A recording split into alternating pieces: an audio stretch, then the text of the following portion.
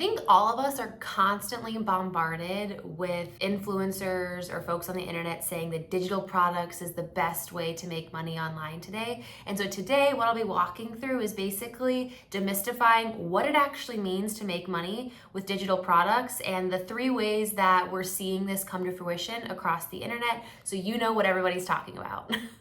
For those of you that are new here, my name is Megan, and in 2023, I launched a print-on-demand business, and I've started this channel to walk through my successes and other interesting things and tips that I found on how to be successful with print-on-demand, but also just side hustle and business and e-commerce information that I think is really crucial for people of our generation that are trying to make money online. I'm constantly bombarded with all of this information about digital products are the new wave. This is how you make money online. I think this became more popular obviously after COVID, and we've seen a lot more of it in the last couple of years, but it still remains something that is very searched for and has a lot of interest in.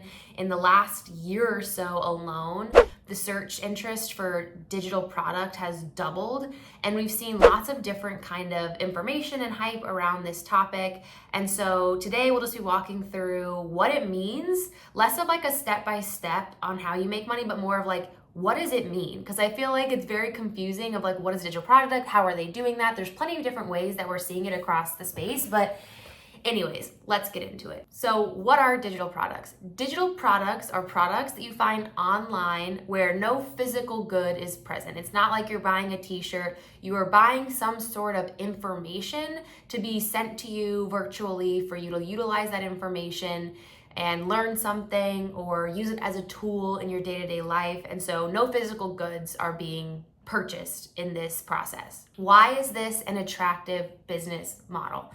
This is a very attractive business model because there is no shipping costs or no actual product cost. Essentially, once you create a digital product, i.e. a template or a course or a spreadsheet that can be utilized in different ways, your margin on every incremental sale of that is 100%.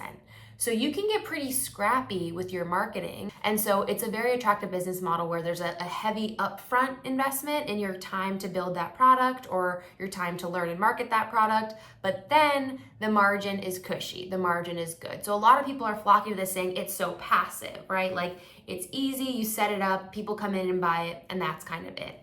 Which I think makes a ton of sense. There's this big hype right now with TikTok Shop, and a lot of people are going to start moving their digital products on TikTok Shop because you can get affiliates to push these courses or affiliates to push these different products. And so it's really lucrative and really attractive to people that are trying to make money online. I do think that there are several ways to do this, and I think it's a little bit confusing on what it actually means to make a digital product. So there are 3 main ways that will highlight this. And I'm gonna do them in the order of like most wholesome to a little bit shady. So the first way is, no, I guess the first 2 ways are pretty wholesome, but the first main way and the most mass appeal of a digital product is basically if you are creating a template or a product that is for the masses, right? Anybody could probably benefit from this product. So that could be going onto Canva and creating a really beautiful aesthetic wedding invite. Or if you're a teacher and you are able to make these beautiful like teaching plans that are super helpful for other teachers, that's another example. If you're a nurse and you have these cool like charts that you utilize on your team that have been super successful, you can recreate those. There are personal planners, there are yearly planners, there are all types of different things that can be viewed as a digital product. A lot of times these are most commonly made on Canva or another design software. Canva makes it really easy. This is not sponsored, but I love Canva. And they make it really easy to create a shareable template link where you can just send them that link and they download it and everything works great.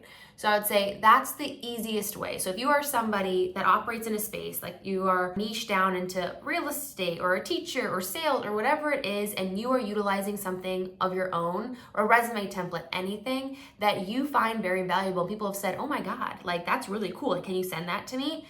You can make your own digital product that other people may want to buy. And like any place, you can sell it on most marketplaces. So you can sell it on Etsy. They make it very easy to basically set up a PDF form that has the link of that template in there. As soon as somebody buys your product, they immediately send them this downloadable link. So that way you don't actually have to fulfill any orders. They just get this link in their inbox and you just made income. Same thing, if you are on Shopify or wherever you want to sell this product, you can definitely do it that way. So it operates like any standard product, but you've created something that has value that other people could also utilize in their life. Voila.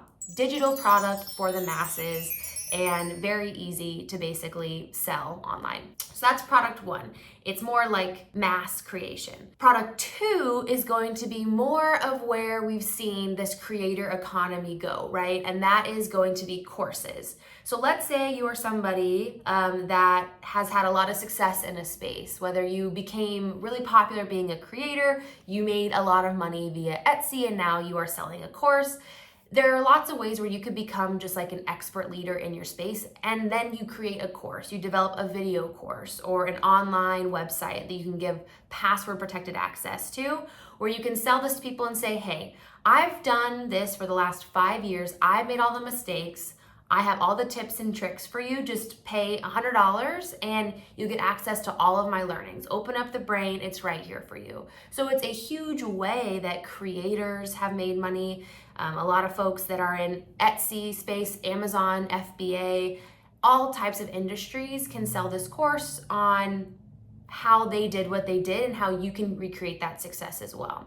So I love this business model because, again, a lot of the time it's from people that have done the work, and you are not paying technically for this $100 course. You are paying for all of their knowledge to then get you there much quicker. What I will say is a lot of times it's not on my roadmap to create a course because I've learned everything that I have learned to get to a 6-figure revenue business on print on demand just with YouTube, right? So I think there is a ton of free information out there. And I'm not saying these courses don't have value.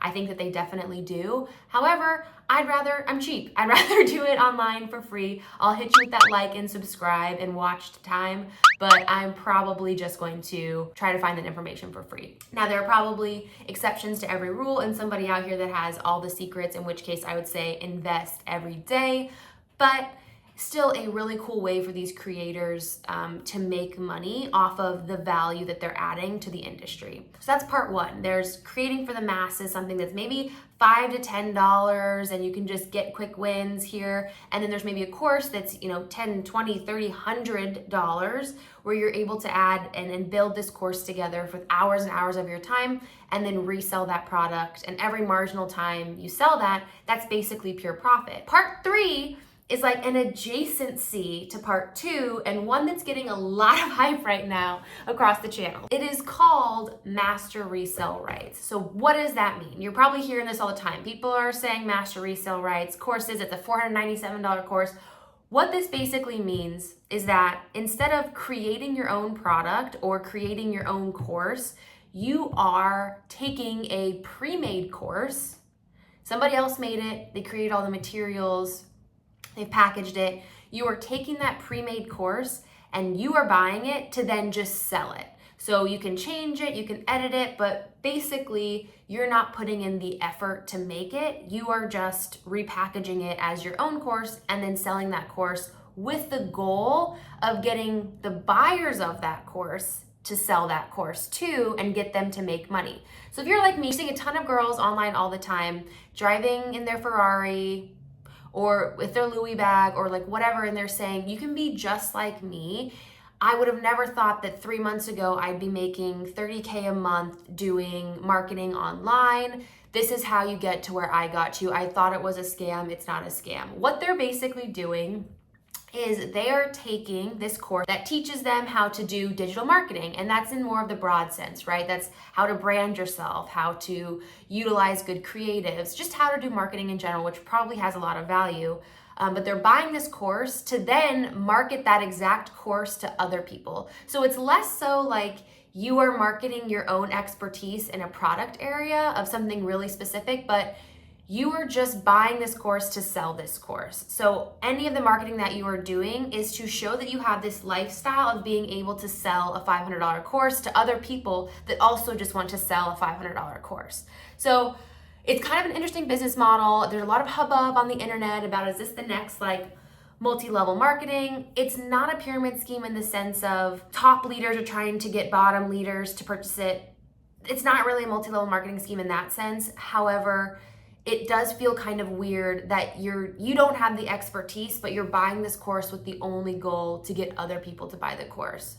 So this part of digital products is more based off of how good can you market, which I think is very valuable, right? If you, as somebody that has never actually done digital marketing, can pay $500, take this course, and then within a couple of months, start marketing this and even sell like 2 of them a month, you're learning how to market, right? So there is some value to be added. To me, it feels a bit slimy, and it's not something that I would be dipping my toes into.